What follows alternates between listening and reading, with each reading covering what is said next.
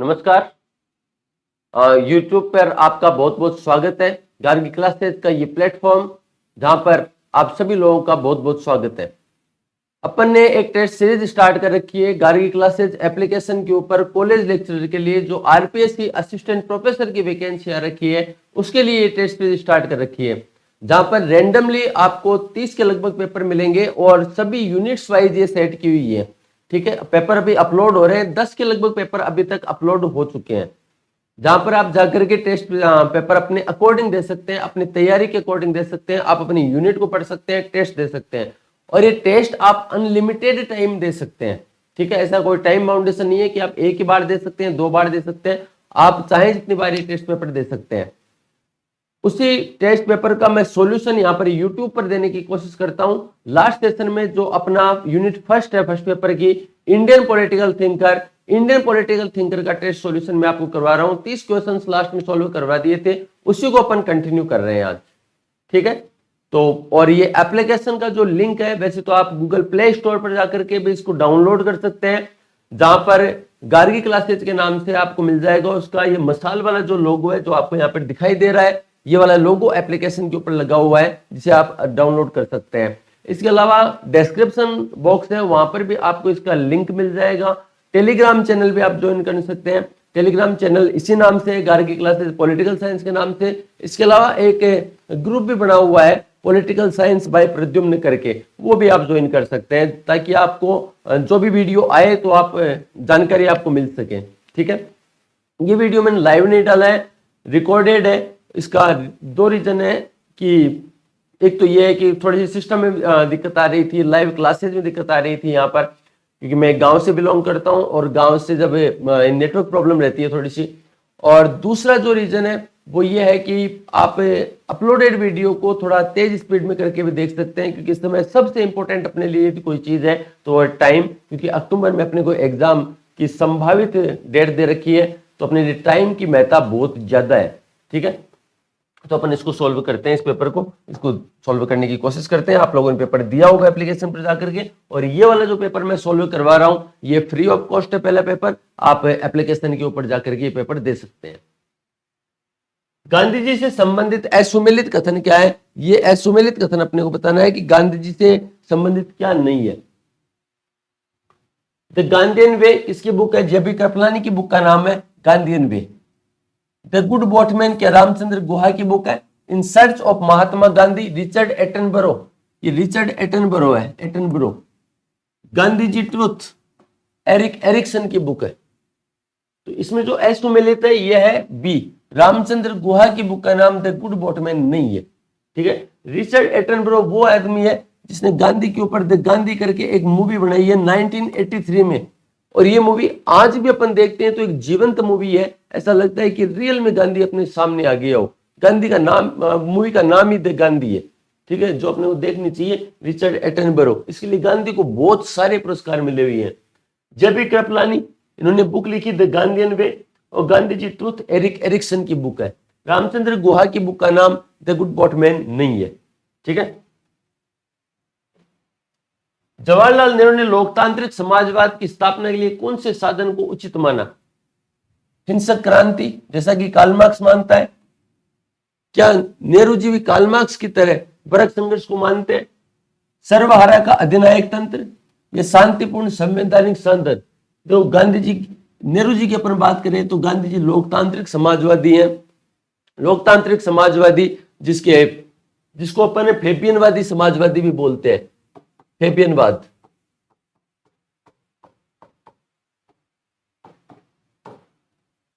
Eighteen 1883 में जब Karl Marx की डेथ हो जाती है तो ब्रिटेन के अंदर 1884 के अंदर ही फेबियनवाद की स्थापना की जाती है, और ये फेबियनवाद वो है जो कार्ल मार्क्स के विचारों के अंदर परिवर्तन करता है। कार्ल मार्क्स हिंसक क्रांति के माध्यम से समाजवाद लाना चाहता है। फेबियनवाद या लोकतांत्रिक समाजवादी ये कहते हैं कि लोकतांत्रिक तरीके से समाजवाद लाया जाना चाहिए। लोकतांत्रिक तरीके से कैसे? कि लोकतांत्रिक संस्थाएं जो है, कार्यपालिका, विधायिका, न्यायपालिका, इनके अंदर एंट्री ली जाए, मजदूरों के हितों में कानून बनाए जाए, पूंजीपतियों के खिलाफ कानून बनाए जाए, और फिर समाजवाद की स्थापना की जाए। तो हिंसक क्रांति के माध्यम से समाजवाद नहीं लाना चाहते हैं, वर्ग संघर्ष को नहीं मानते हैं, बल्कि वर्ग में सामंजस्य स्थापित करने की बात कहते हैं। सर्वहारा के अधिनायी तंत्र को नहीं मानते ये, यानी शांतिपूर्ण संवैधानिक साधनों से समाजवाद लाने की बात की जाती है लोकतांत्रिक समाजवादियों के द्वारा या फेबिनवादियों के द्वारा। तो नेहरू जी को फेबिनवादी कहा जाता है। फेबिनवाद की स्थापना ब्रिटेन में हुई थी 1884 में। कार्ल मार्क्स की डेथ 1883 के जस्ट एक साल बाद में फेबिनवाद की स्थापना हो गई थी। निम्न में से कौन सा कथन जवाहरलाल नेहरू के चिंतन के अनुरूप नहीं है? लोकतंत्र का अर्थ है समानता, न केवल मताधिकार की समानता अपितु आर्थिक और सामाजिक समानता। यानी जवाहरलाल नेहरू है ये कहते हैं कि केवल वोट देने की समानता यानी राजनीतिक समानता नहीं होनी चाहिए, बल्कि आर्थिक और सामाजिक समानता भी होनी चाहिए। क्या ऐसा नेहरू जी मानते हैं? लोकतंत्र का लक्ष्य स्वतंत्रता और समाजवाद का लक्ष्य समानता। क्या नेहरू जी ये कहते हैं कि लोकतंत्र का लक्ष्य केवल स्वतंत्रता है, समानता नहीं है, और समाजवाद का लक्ष्य समानता है? राजनीतिक लोकतंत्र का अपरिहार्य परिणाम आर्थिक लोकतंत्र ही हो सकता है। यानी राजनीतिक लोकतंत्र को यदि अपन स्थापित कर देंगे, राजनीतिक लोकतंत्र का मतलब है कि वोट देने का अधिकार, चुनाव, अपने उम्मीदवार को चुनाव लड़वाने का अधिकार, खुद चुनाव लड़ने का अधिकार, यदि ये वाला अधिकार आप दे देंगे तो आर्थिक लोकतंत्र की स्थापना हो जाएगी। क्या ऐसा नेहरू जी कहते हैं? या आर्थिक लोकतंत्र के अभाव में राजनीतिक लोकतंत्र अर्थहीन हो जाएगा? चारों टॉपिक आराम से पढ़ो। ऑप्शन आप वीडियो को पॉज करो, आंसर देने की कोशिश करो, आप उत्तर दे पाएंगे। ठीक है, कौन सा इसमें नेहरू जी के अनुसार नहीं है? देखो नेहरू जी ने कभी भी ऐसी बातें नहीं करते हैं कि लोकतंत्र का लक्ष्य स्वतंत्रता है, समाजवाद का लक्ष्य समानता है, बल्कि नेहरू जी है ना अपने विचारों में लोकतंत्र यानी स्वतंत्रता और समानता इनका सामंजस्य स्थापित करने का प्रयास करते हैं। ठीक है, स्वतंत्रता और समानता का सामंजस्य स्थापित करने का प्रयास करते हैं। समाजवाद में भी स्वतंत्रता लाई जा सकती है, लोकतंत्र में भी समानता स्थापित की जा सकती है। इसीलिए लोकतांत्रिक तरीके से समाजवाद लाने की बात कहते हैं नेहरू जी। इसलिए लोकतांत्रिक समाजवाद, प्रजातांत्रिक समाजवाद, डेमोक्रेटिक सोशलिज्म के जनक कहलाते हैं, फादर कहलाते हैं जवाहरलाल नेहरू। ठीक है, वर्ष 1934 में जयप्रकाश नारायण ने अन्य समाजवादियों के सहयोग से कांग्रेस के अंदर किस दल का निर्माण किया था? देखो एक्चुअल में ये 1934 के अंदर जयप्रकाश नारायण ने कांग्रेस के अंदर किस दल का निर्माण किया था? जयप्रकाश नारायण सदस्य बने थे इस दल के। ठीक है, वैसे नरेंद्र दत्त है जिन्होंने इस दल का गठन किया था। ये देखना यहाँ पे वर्ड लिखा हुआ है कांग्रेस के अंदर। कांग्रेस के अंदर इन्होंने दल बना लिया था और इस दल का नाम रखा था समाजवादी दल। कौन सा दल? समाजवादी। लेकिन कांग्रेस के अंदर था इसलिए इसका नाम रखा कांग्रेस समाजवादी दल। ठीक है, नरेंद्र दत्त इन्होंने ये दल बनाया था। जयप्रकाश नारायण, राम मनोहर लोहिया ये इसके सदस्य थे। और बाद में 1948 में कांग्रेस के बाहर होकर के यानी कांग्रेस से अलग होकर के इन्होंने इस दल को बना लिया। तो यहां पर कांग्रेस के अंदर है इसलिए इसका नाम कांग्रेस समाजवादी दल है। 1948 में कांग्रेस से अलग हो जाते हैं तो इन्होंने इसका नाम रखा समाजवादी दल, सोशलिस्ट पार्टी। दोनों चीजों को समझ लेना। जब 1934 में कांग्रेस के अंदर ये दल बना तो ये कांग्रेस का नाम इन्होंने साथ रखा कांग्रेस समाजवादी दल। फिर 1948 में ये अलग हो गए तो इन्होंने नाम रखा इसका समाजवादी दल, कांग्रेस को हटा दिया क्योंकि ये अलग हो गया था। ठीक है, फिर यही दल बाद में प्रजा सोशलिस्ट पार्टी बन जाता है 1952 में। प्रजा सोशलिस्ट पार्टी, इसी में से प्रजा सोशलिस्ट पार्टी बना ली जाती है। फिर बाद में क्या किया जाता है कि प्रजा सोशलिस्ट पार्टी, प्रजा सोशलिस्ट पार्टी और समाजवादी पार्टी इन दोनों को मिला दिया जाता है और दोनों मिलकर के जब दोनों मिल जाती है संयुक्त हो जाती है, दोनों आपस में जुड़ जाती हैं और ये नाम रख लेते हैं अपने दल का संयुक्त समाजवादी पार्टी। संयुक्त समाजवादी पार्टी या संयुक्त समाजवादी दल, यूनाइटेड सोशलिस्ट पार्टी बन जाती है बाद में। तो ये इनकी कहानी है। तो जो 1934, दो चीजें यहाँ पे ध्यान रखनी है। एक तो केवल जब सन दे दे तब तो अपना काम ही क्लियर हो जाता है कि पता चल जाता है कि इस सन के अंदर दल कौन सा बना था। कई बार ये सन नहीं देता है, ये देता है कि कांग्रेस के अंदर कौन सा दल बना, तो कांग्रेस समाजवादी दल। 1948 में कांग्रेस से अलग होकर कौन सा दल बना, समाजवादी दल। ठीक है, तो इसका जो राइट आंसर होगा ये होगा कांग्रेस समाजवादी दल। जयप्रकाश नारायण ने राज्य के पुनर्निर्माण की अवधारणा, इनकी बुक का भी नाम है ऐसे कैसे, तो राज्य के पुनर्निर्माण की अवधारणा किसने दी है, ये भी प्रश्न आता है। राज्य के पुनर्निर्माण की अवधारणा की बात करने वाले जो विचारक हैं, राज्य के पुनर्निर्माण की अवधारणा की बात करने वाले विचारक जयप्रकाश नारायण। जयप्रकाश नारायण ने राज्य के पुनर्निर्माण की बात कही है, ठीक है। तो आगे अपना क्वेश्चन क्या है, क्वेश्चन बोल रहा है कि राज्य के पुनर्निर्माण की अवधारणा के अंतर्गत लोकतंत्र की किस धारणा को जयप्रकाश नारायण ने स्वीकार किया है। ऑप्शन देखिए, सर्वोदय या लोक स्वराज की बात करते हैं जयप्रकाश नारायण, दल विहीन लोकतंत्र की बात करते हैं, साव्यवी या समुदायवादी लोकतंत्र की बात करते हैं, या फिर उपरोक्त सभी की बात करते हैं जयप्रकाश नारायण। जयप्रकाश नारायण सर्वोदय लोकतंत्र की बात करते हैं, दल विहीन लोकतंत्र की बात करते हैं, समुदायवादी लोकतंत्र की बात करते हैं, अर्थात ये उपरोक्त सभी की बात करते हैं जयप्रकाश नारायण। यहाँ पे देखिए दल विहीन लोकतंत्र की बात करने में बहुत ही प्रमुख विचारक है जयप्रकाश नारायण। जयप्रकाश नारायण के अलावा दल विहीन लोकतंत्र की बात की है M.N. रॉय। M.N. रॉय ने दल विहीन लोकतंत्र की बात की है। महात्मा गांधी ने दल विहीन लोकतंत्र की बात की है। इसलिए महात्मा गांधी की कोटेशन आती है कि कांग्रेस को समाप्त कर देना चाहिए, कांग्रेस का जो उद्देश्य था वो पूरा हो चुका है, देश आजाद हो चुका है, ऐसा वो 1948 के अंदर कहते हैं, ठीक है। तो ये सारे विचार जयप्रकाश नारायण से जुड़े हुए हैं। यहाँ तक कि ये भी अपने को ध्यान रखना है कि राज्य के पुनर्निर्माण की अवधारणा किसने दी है, जयप्रकाश नारायण ने दी है। राज्य के पुनर्निर्माण की अवधारणा के संबंध में जयप्रकाश नारायण किस किस की बात करते हैं, सर्वोदय लोक कल्याण की बात करते हैं, लोक विहीन लोकतंत्र की बात करते हैं, दल विहीन लोकतंत्र की बात करते हैं, साव्यवी समुदायवादी लोकतंत्र की बात करते हैं जयप्रकाश नारायण। इसके अलावा जयप्रकाश नारायण संपूर्ण क्रांति की बात करते हैं। राजनीति से संन्यास लेने के बाद में ये फिर से राजनीति के अंदर आ जाते हैं और 1974 में जब इंदिरा गांधी तानाशाह सरकार के रूप में बनती है तब ये पटना के अंदर आंदोलन करते हैं और फिर दिल्ली के अंदर एक बहुत बड़ा आंदोलन करते हैं, संपूर्ण क्रांति का नारा देते हैं, फिर से राजनीति में आ जाते हैं संन्यास लेने के बाद में। स्वतंत्र भारत में संसदीय लोकतंत्र की सफलता के लिए डॉक्टर अंबेडकर द्वारा गिनाई गई आवश्यक शर्तों में सम्मिलित नहीं है। स्वतंत्र भारत में संसदीय लोकतंत्र की सफलता, ये संसदीय लोकतंत्र जिसे हम अपना रहे हैं, अंबेडकर साहब कह रहे हैं कि संसदीय लोकतंत्र की सफलता तब हो पाएगी जब निम्न शर्तों को हम सम्मिलित कर लेंगे। तो कौन सी एक शर्त है जो कि इसमें शामिल नहीं करने की बात कहते हैं जयप्रकाश नारायण। प्रशासन की राजनीति से तटस्थता, यानी एडमिनिस्ट्रेशन और पॉलिटिक्स अलग अलग होनी चाहिए, प्रशासन और राजनीति में तटस्थता होनी चाहिए। जैसा अमेरिका के अंदर प्रशासन और राजनीति में तटस्थता नहीं है, यानी नौकरशाही और नेताओं में तटस्थता नहीं बढ़ती जाती है, भारत में आज भी प्रशासन और राजनीति में तटस्थता है। तो उसकी बात की है इन्होंने। सुदृढ़ विपक्षी दल की मौजूदगी, एक मजबूत विपक्षी दल होना चाहिए, तभी लोकतंत्र सफल हो सकता है, संसदीय व्यवस्था सफल हो सकती है। दलितों के लिए पृथक निर्वाचन प्रणाली और सामाजिक आर्थिक लोकतंत्र की स्थापना, इनमें से कौन सा ऐसा पॉइंट है जो कि संसदीय लोकतंत्र की सफलता के लिए नहीं बताते हैं, आवश्यक नहीं बताते हैं डॉक्टर भीमराव अंबेडकर, ठीक है। जो प्रशासन की राजनीति से तटस्थता होनी चाहिए, ऐसा जयप्रकाश नारायण का मानना है। विपक्षी दल होना चाहिए, मजबूत विपक्षी दल नहीं होगा तो हीरो वर्शिप होने लग जाएगी, व्यक्ति पूजा होने लग जाएगी, एक ही व्यक्ति को सर्वे सर्वा मानने लग जाएंगे। दलितों के लिए पृथक निर्वाचन की बात नहीं करते हैं जयप्रकाश डॉक्टर भीमराव अंबेडकर। तो सी इसका राइट आंसर हो जाएगा। सामाजिक आर्थिक लोकतंत्र की स्थापना की बात करते हैं लेकिन दलितों के लिए पृथक निर्वाचन प्रणाली की बात नहीं करते हैं, सी यहां पर इसका राइट आंसर है।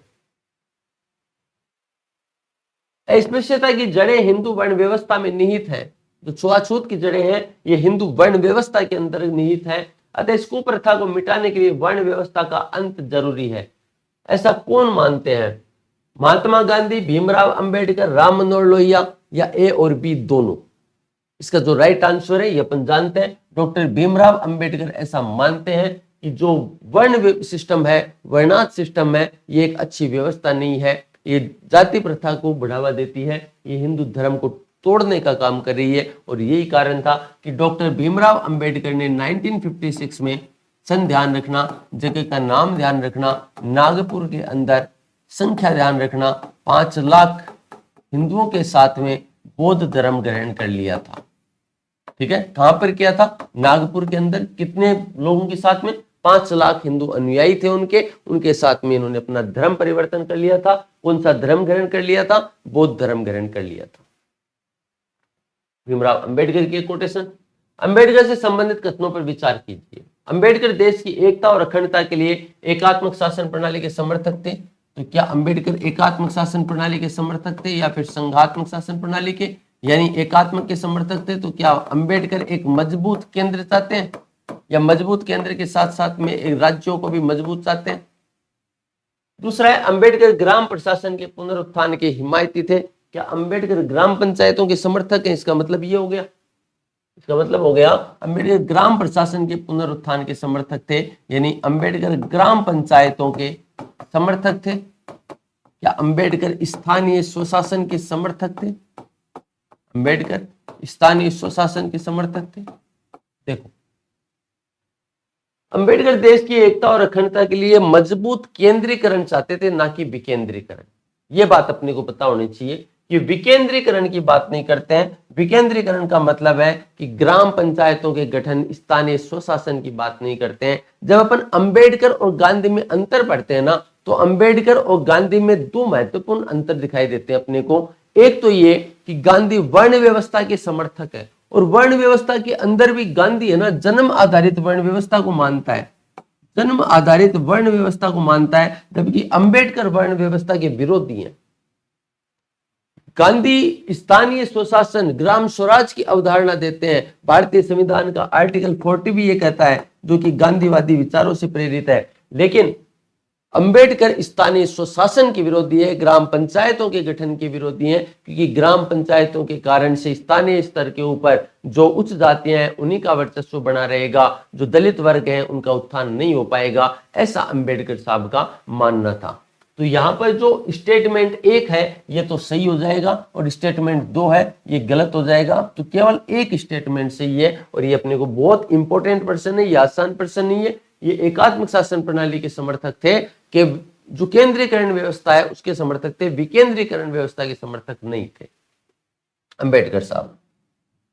ईवी रामास्वामी नायकर, जब ये अंबेडकर साहब के जैसे दलितों के लिए इन्होंने काम किया है, तो ईवी रामास्वामी नायकर से संबंधित कथनों पर विचार कीजिए। जब भी अपन इस टाइप के प्रश्न को पढ़े तो अपने को ध्यान होना चाहिए कि ये ऑप्शन पढ़ने से पहले अपन इसको पढ़ लें, क्योंकि यहाँ पर कई बार ये लिखा हो जाता है गलत कथन बताइए, या जो सही नहीं है उसको बताइए, तो अपना टाइम बच जाता है। नहीं होता क्या है, इसको पढ़ेंगे फिर ये पढ़ेंगे और फिर ये पढ़ते हैं, तो अपने को बाद में पता चलता है कि सही बताना है कि गलत क्या बताना, और कई बार तो अपन इसको पढ़ते नहीं है, डायरेक्ट यहाँ पहुंच जाते हैं।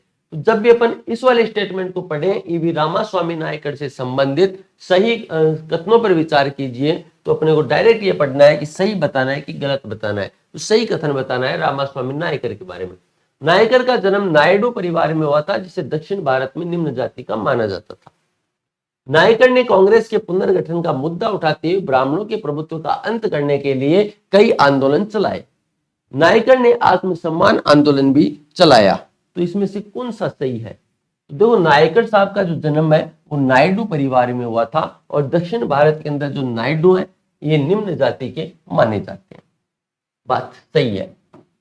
नायकर ने कांग्रेस के पुनर्गठन का मुद्दा उठाया। बिल्कुल, कांग्रेस के पुनर्गठन की बात नायकर साहब ने कही थी, और ये कहा था कि ये अभिजनों की पार्टी है, क्योंकि इसमें ब्राह्मणों का वर्चस्व है, ब्राह्मणों का प्रभुत्व है। नायकर साहब की बहुत फेमस कोटेशन आती है कि सांप और ब्राह्मण यदि दोनों साथ कहीं मिल जाए तो पहले सांप को मत मारो, पहले ब्राह्मण को मारो, क्योंकि ब्राह्मण उस सांप से भी ज्यादा जहरीला हो सकता है। तो ब्राह्मणों के प्रभुत्व के अंत करने के लिए कई आंदोलन चलाए। नायकर ने आत्मसम्मान आंदोलन चलाया, बहुत फेमस आंदोलन इनका आत्मसम्मान आंदोलन। तो ये तीनों जो स्टेटमेंट है ये इनके संदर्भ में सही है, तो नायकर साहब के संदर्भ में सी आंसर हो जाएगा। ठीक है, ईवी रामास्वामी साहब नायकर। क्या रामास्वामी नायकर से संबंधित असंगत है? 3 स्टेटमेंट तो अपन ने देखे अभी जो कि सही थे। अब इसमें से गलत बताना है कि इनके बारे में क्या गलत है। संस्कृत भाषा का इन्होंने विरोध किया। बिल्कुल संस्कृत भाषा का विरोध किया, क्योंकि ब्राह्मणों के विरोधी थे और ब्राह्मणों की भाषा थी संस्कृत, तो संस्कृत का विरोध करते हैं। अपनी मातृभाषा पर इन्होंने जोर दिया। राष्ट्रवाद की मांग स्थानीय प्रभुओं की साजिश है। ये राष्ट्रवाद के बारे में बोलते हैं कि राष्ट्रवाद स्थानीय प्रभुओं का मतलब है उच्च जाति, उच्च वर्ग। ठीक है, तो उच्च जाति जो है या उच्च वर्ग जो है उसको बोलते हैं स्थानीय प्रभु। तो ये स्थानीय प्रभुओं की साजिश है राष्ट्रवाद, और कुछ नहीं है। और कांग्रेस के अंदर भी जो शामिल है ये उच्च वर्ग ही शामिल है और कुछ नहीं है। रामायण को इन्होंने आदर्श माना नहीं, रामायण को इन्होंने जला दिया था, ये स्टेटमेंट तो असंगत बताना है। तो रामायण को आदर्श नहीं माना था इन्होंने, रामायण को जला दिया था इन्होंने, ये गलत हो गया। अंतरजातीय गतिशीलता का इन्होंने समर्थन किया है, तो इस क्वेश्चन का राइट आंसर जो हो जाएगा वो सी हो जाएगा। इन्होंने रामायण को आदर्श नहीं माना, रामायण को इन्होंने जला दिया था। इन्होंने रामायण को जलाया था, अंबेडकर साहब ने मनुस्मृति को जला दिया था, और जब देश आजाद हुआ था तब संविधान को जला दिया था। ठीक है, बाद में इनको जेल भी हुई थी, जेल की सजा हुई थी। कौन सी पुस्तक अंबेडकर द्वारा लिखित नहीं है? Buddha and his Dhamma, Gandhi and Gandhism, Gandhism and Marx, states and minorities. तो मेरे को भी कंफ्यूज कर दी। अंबेडकर द्वारा लिखित पुस्तक नहीं है, बुद्धा एंड हिज धमा। धम का मतलब होता है नैतिकता पर रहना, धमा धर्म, धर्म पर रहना, नैतिकता पर रहना। ये तो अंबेडकर साहब की बुक है। गांधी एंड गांधीज्म भी अंबेडकर साहब की बुक है। गांधीज्म एंड मार्क्स ये किसकी बुक है? ये अंबेडकर साहब की बुक तो नहीं है, सी इसका राइट आंसर हो जाएगा। स्टेट्स एंड माइनॉरिटीज ये अंबेडकर साहब की बुक है। देखो आंसर तो सी ही है, लेकिन गांधीज्म एंड मार्क्स किसकी बुक है ये मुझे भी याद नहीं आ रहा है। ठीक है, ये नेक्स्ट जो क्लास होगी अपनी, उसमें मैं देख करके आपको बता दूंगा कि गांधीज्म एंड मार्क्स किसकी बुक है। ठीक है, गांधीज्म एंड मार्क्स किसकी बुक है मैं बता दूंगा। बाकी तीनों किताब है ना, ये अंबेडकर साहब की किताब है, बाकी जो तीनों बता दी। टुवर्ड्स स्ट्रगल पुस्तक के लेखक कौन है?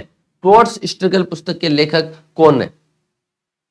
टुवर्ड्स स्ट्रगल, टुवर्ड्स स्ट्रगल पुस्तक के लेखक है जयप्रकाश नारायण। एक तो बुक है टुवर्ड्स स्ट्रगल अपने सामने, जो कि सामने लिखी हुई है बोर्ड के ऊपर, टुवर्ड्स स्ट्रगल, ये जयप्रकाश नारायण की बुक है। एक बुक है टुवर्ड्स फ्रीडम,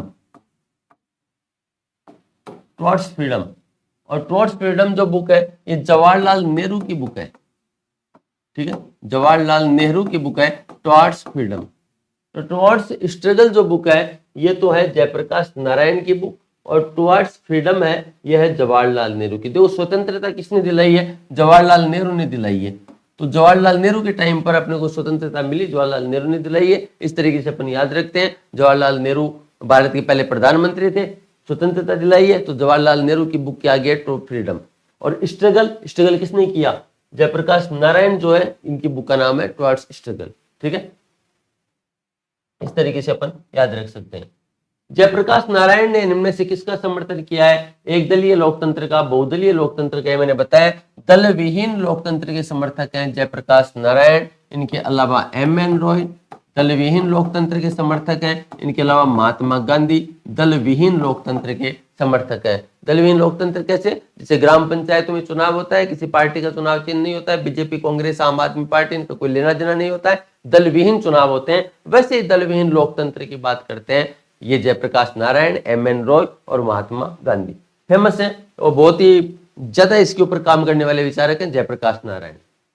इनमें से कौन सा विचार गांधीवाद के अनुकूल नहीं है? गांधी जी ने खुद कहा है कि मैं गांधीवादी नहीं हूं, कार्ल मार्क्स खुद कहता है कि मैं मार्क्सवादी नहीं हूं, लेकिन गांधी जी वाद के अनुकूल नहीं है। विचारों की जड़ता, विचारों के साथ में जुड़े नहीं रहते हैं, विचारों की जड़ता, हृदय परिवर्तन की धारणा, बिल्कुल गांधी जी का ये मानना है कि किसी भी व्यक्ति का हृदय परिवर्तन करवाया जा सकता है, और इसी के आधार पर वो अपने ट्रस्टीशिप का सिद्धांत देते हैं। राज्य एक बुराई है, नहीं, राज्य बुराई नहीं है, राज्य अनावश्यक है, अनावश्यक बुराई है। न्याय सिद्धांत, ट्रस्टीशिप का सिद्धांत और विचारों की जड़ता, इनमें से कौन सा गांधी जी के साथ में नहीं जुड़ा हुआ है? विचारों की जड़ता इनके साथ में नहीं जुड़ी हुई है, ये इसका राइट आंसर हो जाएगा।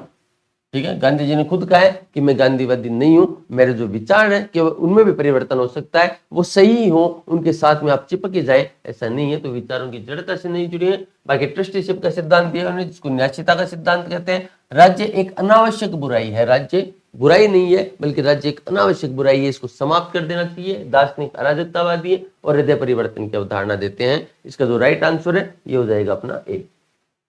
भीमराव अंबेडकर द्वारा स्थापित अंतिम राजनीतिक दल कौन सा था? भीमराव अंबेडकर ने बहुत सारे राजनीतिक दल बनाए हैं, independent labour party, Republican party of India, Dalit panthers, all India schedule caste federation, ये सारे डॉक्टर भीमराव अंबेडकर साहब के द्वारा बनाए गए हैं। तो पहला तो क्वेश्चन अपना यही हो गया कि डॉक्टर भीमराव अंबेडकर के द्वारा बनाए गए राजनीतिक दल कौन कौन से हैं, या उनके द्वारा बनाए गए संगठन कौन कौन से हैं। तो इंडिपेंडेंट लेबर पार्टी उन्होंने बनाई, रिपब्लिकन पार्टी ऑफ इंडिया बनाई, दलित पैंथर्स बनाया, all India scheduled caste federation बनाया। सबके लास्ट में जो बनाया गया है वो है all India scheduled caste federation. ये सबके लास्ट में बनाया गया अंतिम राजनीतिक दल है डॉक्टर भीमराव अंबेडकर के द्वारा all India scheduled caste federation. क्या सुमेलित नहीं है? निम्न में से क्या सुमेलित नहीं है? Mahatma Gandhi Hind Swaraj, M N. Roy India in transition, R D. Bhandarkar ने लिखी हिस्ट्री ऑफ धर्मशास्त्र, कोटले लिखते हैं अर्थशास्त्र। कौन सा इसमें से सुमेलित नहीं है? हिस्ट्री ऑफ धर्मशास्त्र, हिस्ट्री ऑफ धर्मशास्त्र ये पीवी कणे ने लिखी है, पीवी कणे।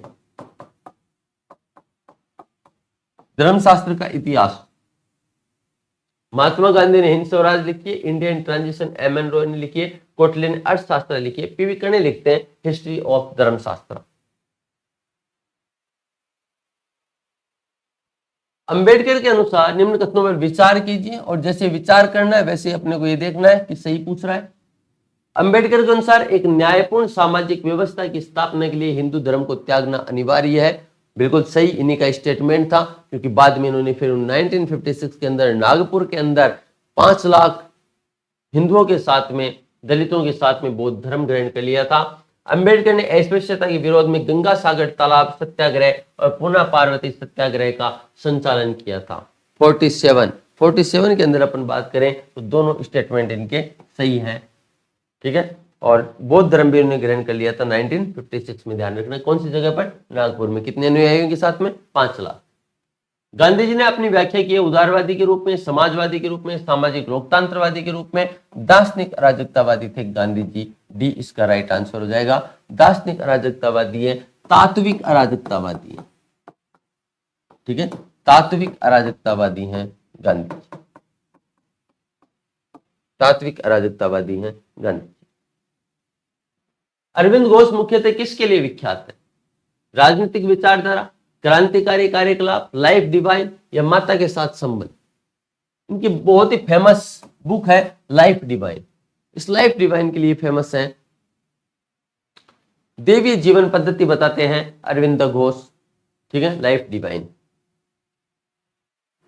स्वराज्य ब्रिटिश संसद का निःशुल्क उपहार नहीं होगा, यह भारत की पूर्ण अभिव्यक्ति की घोषणा होगी। यह कथन निम्न में से किसने कहा?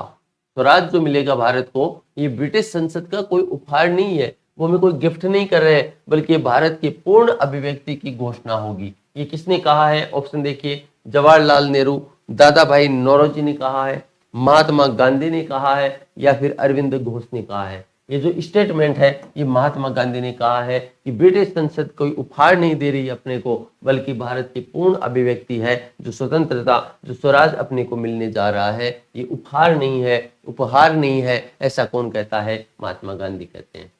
राजा के लिए उत्तरदायित्व के सिद्धांत का जिक्र करते हुए किसने कहा है कि अपनी प्रजा की खुशी में उसकी खुशी है, प्रजा के कल्याण में ही राजा का कल्याण निहित है? ऐसा मनु कहता है। मनु राज्य का देवीय उत्पत्ति का सिद्धांत देते हैं, ठीक है, लेकिन राजा को निरंकुश नहीं मानते हैं, बल्कि वह कल्याणकारी राज्य की बात करते हैं। यहाँ पर इस स्टेटमेंट से अपने को पता चल रहा है कि मनु का जो राज्य है वो कल्याणकारी राज्य है, वेलफेयर स्टेट है, लेकिन उसने राज्य की उत्पत्ति का देवीय सिद्धांत दिया है। कौटिल्य जो है ये राज्य का समझौतावादी सिद्धांत देते हैं, ठीक है, समझौतावादी सिद्धांत देते हैं। लेकिन कौटिल्य का राज्य है वो भी कल्याणकारी राज्य है। लेकिन ये जो कोटेशन है ये मनु ने कही है, ये मनु की कोटेशन है, ठीक है। अंबेडकर ने अपनी पुस्तक द अनटचेबल में अछूत के उद्भव के लिए इनमें से कौन सा सिद्धांत प्रस्तुत किया है? आमूल परिवर्तनवादी सिद्धांत, व्यवसायिक सिद्धांत, अछूत का बौद्ध धर्मीय उद्भव, निजाति विषयक सिद्धांत। द अनटचेबल में अछूत का उद्भव कैसे होगा, इसके लिए वो बताते हैं अछूत का बौद्ध धर्मीय उद्भव। देखो बौद्ध धर्म जो पनपा था, ये अपन ने पढ़ा है कि हिंदू धर्म में जो कमियां आ गई थी, महिलाओं को प्रवेश नहीं दिया गया, शूद्रों को प्रवेश नहीं दिया गया, हिंदू धर्म में बहुत ज्यादा पोंगापंथी आ गई थी, पाखंड आ गया था, ब्राह्मणवाद आ गया था, तो उसी को समाप्त करने के लिए बौद्ध धर्म आया। तो इसी बौद्ध धर्म के अंदर अछूत का उद्भव हो सकता है। तो अछूत का बौद्ध धर्मी उद्भव द अनटचेबल बुक के अंदर दिया है इन्होंने। चीज का राइट आंसर हो जाएगा क्वेश्चन का। वे लोग उन पांवों की धूली चाटते हैं जो ठोकर मारते हैं, ये किसने कहा है? नरमपंथी। नरमपंथियों के लिए लाइन कही गई है कि नरमपंथी उन पांवों की धूली चाटते हैं जो ठोकर मारते हैं। अंग्रेज ठोकर मार रहे हैं और उन धूलों को चाटने का काम कर रहे हैं, ये नरमपंथी। ऐसा कौन कहते हैं? बाल गंगाधर तिलक, अरविंद घोष, जवाहरलाल नेहरू, अंबेडकर। देखो ऐसी बात कोई ना कोई गर्मपंथी कहेंगे, और गर्मपंथी कौन है? लालपाल बाल और अरविंदो घोष।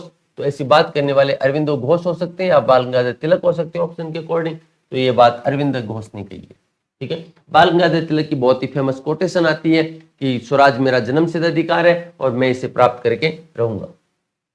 अंबेडकर फिर ये कहते हैं कालांतर में कि बाल गंगाधर तिलक दलित वर्ग में पैदा हुए होते तो वो ये कहते कि दलित कि उस वर्ग में अधिकार प्राप्त करना मेरा जन्मसिद्ध अधिकार है, स्वतंत्रता प्राप्त करना मेरा जन्मसिद्ध अधिकार है, अस्पृश्यता को दूर करना मेरा जन्मसिद्ध अधिकार है। ऐसी बात फिर अंबेडकर कहते हैं। निम्न कथनों पर विचार कीजिए। गांधी जी का सत्याग्रह स्वयं को कष्ट पहुंचाने के जरिए सत्य का समर्थन है, बिल्कुल सही बात है। सत्याग्रह का उद्देश्य सत्याग्रही की नैतिक सर्वोच्चता दिखाना है। स्टेटमेंट दोनों सही लग रहे हैं और यहाँ पर जो स्टेटमेंट है ये दोनों सही है, ठीक है। सत्याग्रह का मतलब होता है स्वयं को कष्ट पहुंचा करके सत्य तक पहुंचना। सत्याग्रह का जो उद्देश्य है वो सत्याग्रही की नैतिक सर्वोच्चता दिखाना होता है। वो किसी भी स्थिति के अंदर अपनी नैतिकता को नहीं छोड़ता है। निम्न कथनों पर विचार कीजिए। अरविंद घोष से संबंधित कथन है और विचार करने के बाद में अपने को सही बताना है। अरविंद के लिए सच्ची राष्ट्रीयता सनातन धर्म। सनातन धर्म से अरविंद का अभिप्राय प्रारंभिक धार्मिक अनुष्ठानों से था। अरविंद के लिए सच्ची राष्ट्रीयता सनातन धर्म है, बिल्कुल सही है। लेकिन सनातन धर्म का तात्पर्य अरविंद का पारंपरिक धार्मिक अनुष्ठान था, नहीं, ये वाला नहीं है, ठीक है। सनातन धर्म के आधार पर ये कहते हैं कि सनातन धर्म हमें स्वतंत्र रहने की बात कहता है, इसलिए हम स्वतंत्र हैं, हम अंग्रेजों के गुलाम नहीं है। फिर सनातन धर्म के आधार पर ये कहता है कि सनातन धर्म ये कहता है कि अगर आप किसी को मार रहे हैं तो उसका उद्धार कर रहे हैं। ईश्वर ने आपको अंग्रेजों का उद्धार करने के लिए भेजा है, ऐसा वही कहते हैं। इसलिए आपको हथियार उठाने चाहिए, अरविंदो घोष ये कहता है, और अंग्रेजों को यहां से भगाना चाहिए, क्योंकि स्वतंत्र रहना ये ईश्वर ने हमें शक्ति दी है। ऐसी बातें कहते हैं वो सनातन धर्म के बारे में अरविंदो घोष। स्टेटमेंट 1 सही है, स्टेटमेंट 2 सही नहीं है, तो इसका जो राइट आंसर है ये ए हो जाएगा। महात्मा गांधी ने किस वर्ष एशियाटिक रजिस्ट्रेशन एक्ट के विरुद्ध संगठित आंदोलन चलाया था? ये साउथ अफ्रीका के अंदर जब गांधी जी गए हुए हैं तो वहां पर जो यूरोप के देशों ने ब्रिटेन उपनिवेश बना रखा है, उन्होंने एशियाटिक रजिस्ट्रेशन एक्ट बना दिया और जो बाहर के लोग हैं उनका रजिस्ट्रेशन में नाम हटा दिया। मतलब जो भारत के लोग हैं या बाहर के लोग रह रहे हैं, एशिया के लोग रह रहे हैं अफ्रीका के अंदर, उनका नाम रजिस्ट्रेशन नहीं किया जाएगा, मतलब उनको कई अधिकारों से वंचित कर दिया गया। गांधी जी ने इसका विरोध किया। तो बात यह है कि इस एशियाटिक रजिस्ट्रेशन एक्ट के विरुद्ध गांधी जी ने वहां के स्थानीय लोगों को संगठित करना चालू किया। तो इस संगठित करना कब चालू किया, आंदोलन कब चालू किया? 1907 में, 1907 के अंदर ये इस एक्ट के विरुद्ध में आंदोलन स्टार्ट किया। किसने साप्ताहिक पत्रिका कर्मयोगी और धर्म को शुरू किया था? नाम से ही पता चल रहा है, कर्मयोगी। अरविंदो घोष इसको स्टार्ट करते हैं, कर्मयोगी, ठीक है। कर्मयोगी और धर्म ये साप्ताहिक पत्रिका थी, ये भी अपने को पता होना चाहिए। इस टाइप की स्टेटमेंट किया जाते हैं, ये पाक्षिक पत्रिका थी, मासिक पत्रिका थी, तो साप्ताहिक पत्रिका है कर्मयोगी और धर्म, इनको प्रारंभ करते हैं। अन्य राज्यों से मैत्रीपूर्ण संबंधों की स्थापना के लिए किसने संधियों के 2 प्रकार समान यान कर्मा संधि, असमान यान कर्मा संधि का उल्लेख किया है? दूसरे राज्यों के साथ में संधि के संबंध में, दूसरे राज्यों के साथ में संधि के संबंध में 2 प्रकार की समान यान कर्मा संधि, असमान यान कर्मा संधि का उल्लेख करते हैं मनु। समान यान कर्मा संधि, असमान यान कर्मा संधि। कि समाजवादी नेता ने राममनोहर लोहिया को विद्रोहियों का सरताज कहा? मधु लिमय, एनजी रंगा, जॉर्ज फर्नांडिस, डॉक्टर चंद्रशेखर। राममनोहर लोहिया विद्रोहियों का सरताज है, ऐसा एनजी रंगा का कहना है। विद्रोही सीधा फैक्चुअल क्वेश्चन है, अपने को ध्यान ही रखना पड़ेगा। विद्रोहियों का सरताज का है एनजी रंगा ने राममनोहर लोहिया को। राममनोहर लोहिया के बारे में ध्यान रखना, एक बहुत फेमस क्वेश्चन आता है कि इन्होंने गूंगी गुड़िया कहा था, इनको इंदिरा गांधी को। राममनोहर लोहिया से असंगत तथ्य है, गैर कांग्रेसवाद का नारा दिया उन्होंने, बिल्कुल गैर कांग्रेसवाद का नारा दिया था। लोहिया ने जातीय प्रथा के विरुद्ध जाति तोड़ो आंदोलन चलाया। लोहिया ने 1957 में रंगून में एशियाई समाजवादी आंदोलन करवाया। लोहिया ने राजनीति को अल्पकालिक धर्म कहा है। इनमें से कौन सा गलत है? देखो ये वाला गलत है। लोहिया ने 1957 में रंगून में एशियाई समाजवादी आंदोलन करवाया, ये गलत है। बाकी गैर कांग्रेसवाद का इन्होंने नारा दिया। लोहिया ने जाति प्रथा के विरुद्ध जाति तोड़ो आंदोलन चलाया। लोहिया ने राजनीति को अल्पकालिक धर्म कहा है, ठीक है। लेकिन एशियाई समाजवादी आंदोलन इन्होंने नहीं चलाया है। सी इसका राइट आंसर हो जाएगा। तो ये 30 क्वेश्चंस थे अपने जो सॉल्व करवाए। नेक्स्ट सेशन के अंदर और मैं क्वेश्चन सॉल्व करवा करके यहाँ अपलोड कर दूंगा, ठीक है। इनमें कोई भी डाउट हो आपको तो आप कांटेक्ट कर सकते हो, मुझे व्हाट्सएप पे मैसेज कर देना, ठीक है। कॉल मत करना, क्योंकि जैसे मैं फिर रहूंगा आपको कॉल कर लूंगा या मैसेज पर उसका मैं रिप्लाई दे दूंगा। फिर मैं बता दूं टेस्ट सीरीज कंटिन्यू चल रही है। टेस्ट पेपर 10 के लगभग मैं अपलोड कर दी हूँ, बहुत जल्दी आपको 30 के लगभग पेपर मैं यहाँ पर अपलोड करके दे दूंगा। कोर्स जिन्होंने ले रखा है उनको कोर्स के अंदर ये पेपर मिल जाएंगे। पेपर डाल रहा हूँ मैं, जैसे जैसे आ रहे हैं कोर्स के अंदर आपको पेपर मिल रहे हैं। आप लोग दे भी नहीं पा रहे, इतनी फास्टली मैं पेपर अपलोड कर रहा हूँ, ठीक है। आप एक दिन में आप एक पेपर दे पाएंगे और 10 पेपर ऑलरेडी यहाँ पर अपलोडेड है, ठीक है। तो एग्जाम से पहले और यदि एग्जाम आगे होती है तो और पेपर मैं अपलोड करवा दूंगा यहाँ पर, ठीक है। Thank you, lot of thanks.